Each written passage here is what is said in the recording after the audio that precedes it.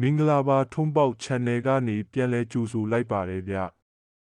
ကျွန်တော်ရဲ့မိတ်ဆွေတွေတူးတီထိုးတဲ့အခါသူများပေးတာကိုပဲထိုင်ဆောင်နေတာမျိုးမဟုတ်ပဲကိုယ်တိုင်လဲတွတ်တက်အောင်ဒီနေ့ကစပြီးတွက်နေသင်ခန်းစာလေးတွေတင်ပေးသွားမှာပါဒီနေ့မှာတော့အခြေခံအကျဆုံးဖြစ်ပြီးကီးသို့မဟုတ်ဗရိရှာနီးတစ်ခုကိုပြောပြပေးပါမယ်ဥပမာပြီးခဲ့တဲ့6ရက်နေ့ကထွက်ကနန်းလေး9နဲ့6ကိုကြည့်ရအောင်တွက်နီးကတော့လွယ်ပါတယ်ထိပ်စီးနဲ့နောက်ပိတ်ကိုပေါင်းရမှာပါမနက်ပိုင်းအတွက်4နဲ့9ပေါင်းရင်3ရတယ်3ရဲ့နှက်ခက်က9ဖြစ်ပါတယ်ဒါကြောင့်3နဲ့9က73ရက်နေ့မနက်အတွက်ကီးသို့မဟုတ် break ပါပဲညနေပိုင်းအတွက်လည်းအဲ့ဒီလိုပဲတစ်နဲ့6ပေါင်းရင်ခွန်ရတယ်ခွန်ရဲ့နှက်ခက်ကသူများဖြစ်ပါတယ်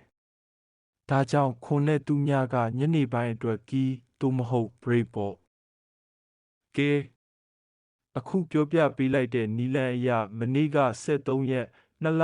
2026တောက်ကြနေမှာမနက်ပိုင်းသူည9နဲ့ညနေပိုင်း16ဆိုပြီးထွက်ခဲ့ပါတယ်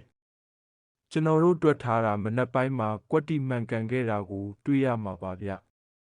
ညနေပိုင်းမှာတော့ break ပဲမှန်ခဲ့ပါတယ်ဗျဒါကအခြေခံဖြစ်ပေမဲ့အရန်ကိုမှန်နေတတ်ပါတယ်လွဲတဲ့အခါလဲရှိတာပေါ့ဗျာဘယ်အတွက်နီးမှအမြဲမမှန်ပါဘူးပညာပေးဆိုတဲ့အတိုင်းကျွန်တော်အမြဲပြောနေကြစကားရှိပါတယ်။ဒါကသင်္ချာနီးအရာခံမှန်းချက်သာဖြစ်တဲ့အတွက်မိမိတို့ရဲ့ငွေကြေးကိုစနစ်တကျစီမံခန့်ခွဲပြီးမှကစားကြပါလို့အကြံပြုချင်ပါတယ်။နောက်ထပ်သင်ခန်းစာနှစ်ကိုကြည့်ချင်တယ်ဆိုရင်တော့ channel ကို like and subscribe လုပ်ထားပေးပါဦး